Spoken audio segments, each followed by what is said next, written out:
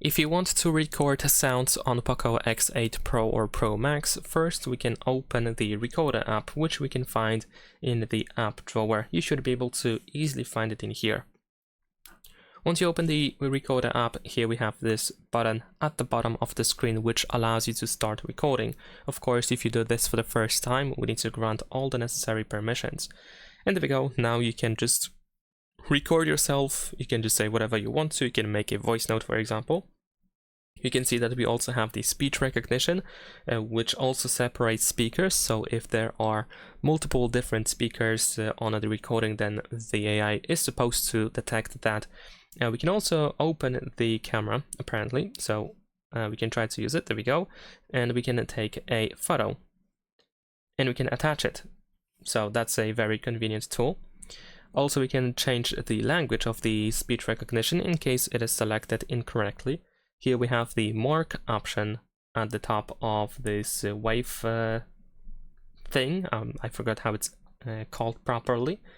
So we can leave marks, which we can return to later on. Of course, we can stop recording temporarily, and then we should be able to return by using this play button.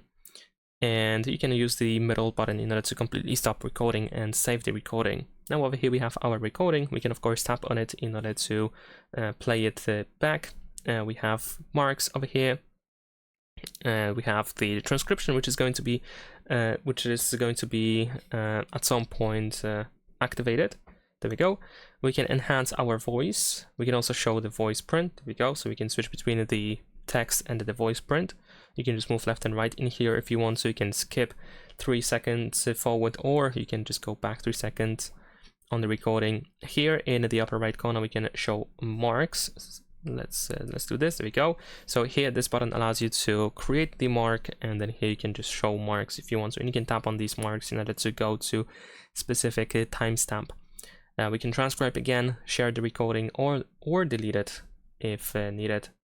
And there we go. We have finished transcribing the translation, I believe. There we go. We have the AI summary. Can we translate it? Here we have the translation button, and that is pretty much it. So as you can see, lots of very cool features that we can use. Here we have even more options after the summary is created. So actually, once we have the text visible, so we can switch between, of course, the voice print and text, and in the text we have a couple of options as well. Leave a like and subscribe.